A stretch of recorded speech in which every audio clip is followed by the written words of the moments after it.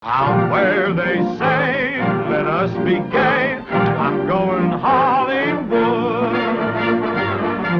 I'll ballyhoo, greetings to you, I'm going Hollywood. Say, while you sleepy heads are in that hay, I'll be dancing, I'm going to be dancing with the sun-kissed baby, and I'm on my way. Here's my beret, I'm going Hollywood. Hello, film fans! We are exactly 1 week out from the 2019 TCM Classic Film Festival, and the excitement this year is off the charts. Every year is exciting, of course, but this year is extra special since it's the festival's 10th anniversary. I'll be there as a TCM Fest Ambassador, along with a number of other passionate bloggers and social media pros, most of whom seem to already have their screening schedules all sorted out. I am not one of those people, so instead of going through all of my picks, because to be honest, this year has a number of wild cards for me, and what I actually end up seeing may be drastically different than what I've mapped out. So instead, here are my top anticipated screenings of the festival.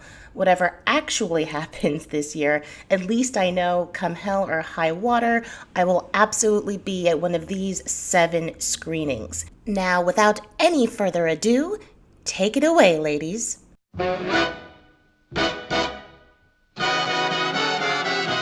We're just 2 little girls from Little Rock. We lived on the wrong side of the tracks, but the gentlemen friends who used to call, they never did seem to mind at all. They came to the wrong side of the tracks. First up, it's the opening night screening of Howard Hawks' 1953 Technicolor dream of a musical, Gentlemen Prefer Blondes, starring Marilyn Monroe and Jane Russell. This is going to be an incredibly fun screening, and I found that in my 8 years of attending TCMFF that it's really a good idea to start with something fun. For my husband, that's going to be Ocean's 11, poolside at the Roosevelt, and for me, it's going to be 2 hours with these gorgeous creatures at the Egyptian Theater. I'm obviously not alone in having seen this film countless times already, but on the big screen, this is a can't miss for me, and I'm hard-pressed to think of a more delightful way to kick things off. In Little Rock.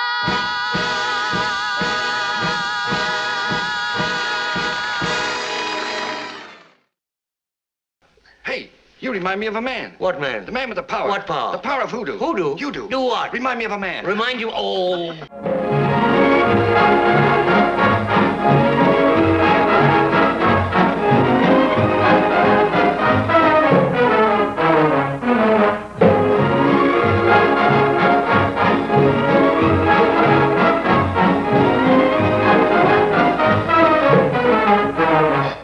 Next up, it's the 1947 sparkling comedy The Bachelor and the Bobby Soxers, starring Cary Grant, Myrna Loy, and Shirley Temple.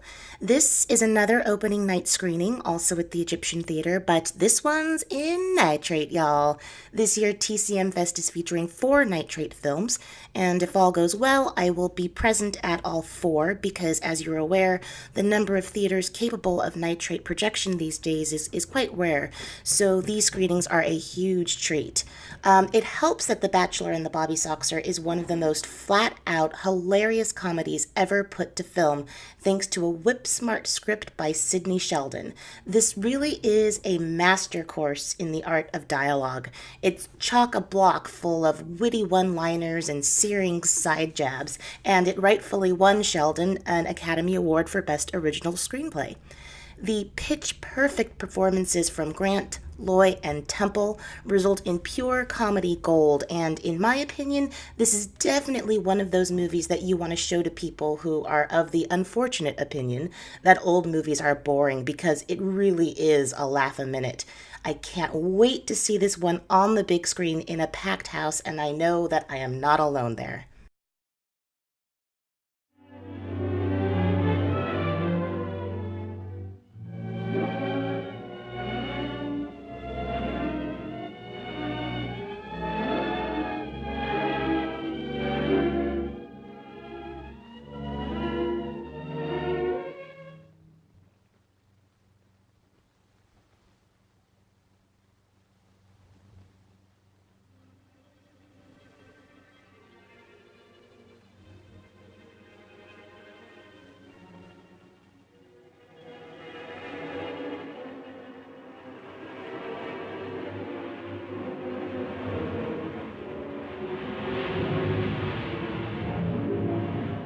Screening on Friday is F.W. Murnau's 1927 silent masterpiece Sunrise, starring Janet Gaynor and George O'Brien. Out of all the films screening at this year's festival, this one is the most personal to me, because Sunrise is pretty much responsible for igniting in me a passion for classic cinema. Even though I grew up watching old movies, Gone with the Wind, and MGM musicals, it wasn't until I saw this film back in the mid-90s when I began to understand how powerful film could be, and that it was, in fact, an art form. Some people have expressed disappointment over this particular screening because it does not have live musical accompaniment. Instead, it's using the original 1927 soundtrack. But actually, I'm glad it's being shown this way because that soundtrack is historic. It's one of the first films to have a synchronized musical score. I think Don Juan in 1926 was the first. And this one was made with Fox's Movietone process, so while the audio quality is decidedly dated, the arrangements are actually quite beautiful, and I think there's something almost magical about experiencing a silent film precisely as audiences did during the 1920s. In my opinion, Sunrise is the crowning jewel of silent film, and it's also one of its final hurrahs. The Jazz Singer was released only a few weeks later. If you're not a fan of silent movies, or you're just not really sure where to start with them, this is the screening for you. It's 2:45. There's no one in the place except you and me. So set 'em up, Joe. I've got a little story you ought to know. We're drinking, my friend, to the end of a brief episode.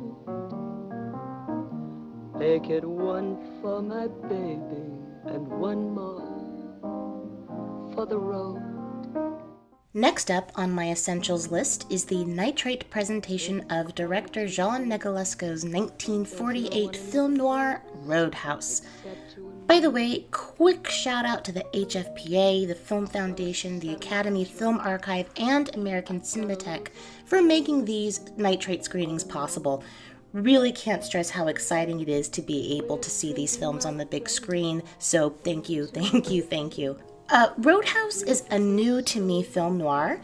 I don't know much about it other than it features two of the film noir genre's toughest cookies, Richard Widmark and the fearless Ida Lupino. And really, that's all I need to know. Sold, sign me up. I am 100% there for Ida. She's one of the most important figures in women's film history, and here she's just 2 years away from directing her first feature film. And I'm really looking forward to hearing her croon that ultimate torch song, One for My Baby. Snake eyes. That's the story of my life. Hey, Prue. That's the Royal Hawaiian Hotel around the corner. That's where all those movie stars stay. Listen, Paisan, you better simmer down. You got a whole weekend ahead of you. That's what you say, buddy. What do you mean? They only gave you an overnight pass? No pass. No pass at all. They put me on guard duty, but old Angelo, he foxed them. You walked off guard? I checked in and I checked right out again. You get your tail right back to the post. You're in trouble, you know that. Hey, Prue. Come on. Prue, I got a good idea. Let's go swimming. We go swim with a movie star. That's what I'm gonna do. Go swim with a movie star. Where's the Angelo? 20 feet tall. I'm going swim with a movie star.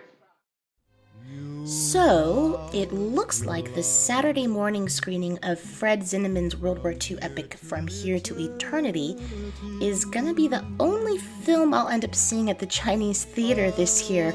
Apologies to Star Wars, Working Girl, Raiders of the Lost Ark, and Sleepless in Seattle. I love all y'all. You're some of my favorite movies, and I know that you're gonna look amazing at the Chinese. But this girl's heart belongs to Monty Clift, who really is at the peak of his power in this film. I don't know if you know, but I'm currently in the middle of working on a biography on Monty, but I'm not just going to this screening out of the sense of duty. This film was my late grandfather's favorite movie. And growing up, we used to watch it all the time. He literally only owned 3 VHS tapes: The Sting, Casablanca, and From Here to Eternity. He was a World War II vet, and to him, this film was as close to the real thing as he ever saw at the movies. So I really do feel a connection to him every time I watch this film, and I'd like to believe that he'll be sitting right beside me when I watch this at the festival. Also, Donna Reed's daughter will be present, speaking before the film, and I'm really interested to hear what she has to say about her mother's Oscar-winning performance. And what is that supposed to do? Supposed to do? Most people would be very glad to get it. Will paying all those thousands help you forget it happened? It's all very simple to you, isn't it? A check can take care of anything, anytime. Most people would be very happy to receive $25,000. Was it my fault? I didn't ask you for your resuscitator, you know. Smash up somebody's car when you're drunk and write out a check. Get in a mess with a showgirl and write out a check. And when a man dies, write out a check to his widow. Account paid in full. Listen, Mrs. Leave me Phillips. alone! My last 2 must-see picks for the festival are both Technicolor marvels.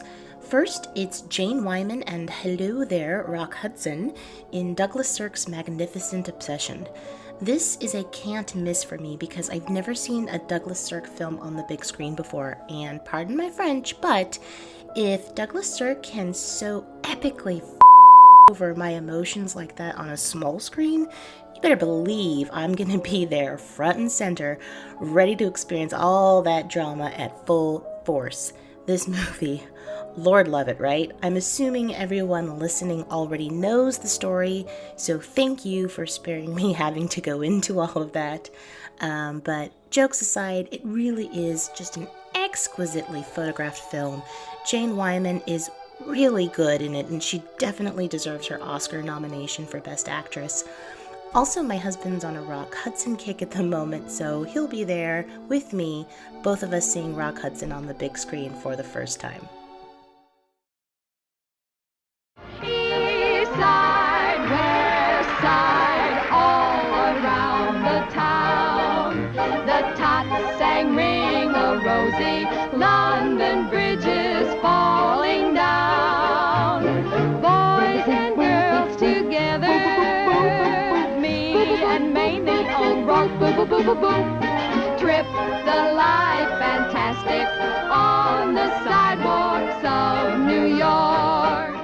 And finally, closing out the festival this year is the nitrate screening of the lavish 20th Century Fox musical The Dolly Sisters, starring Betty Grable, June Haver, and John Payne.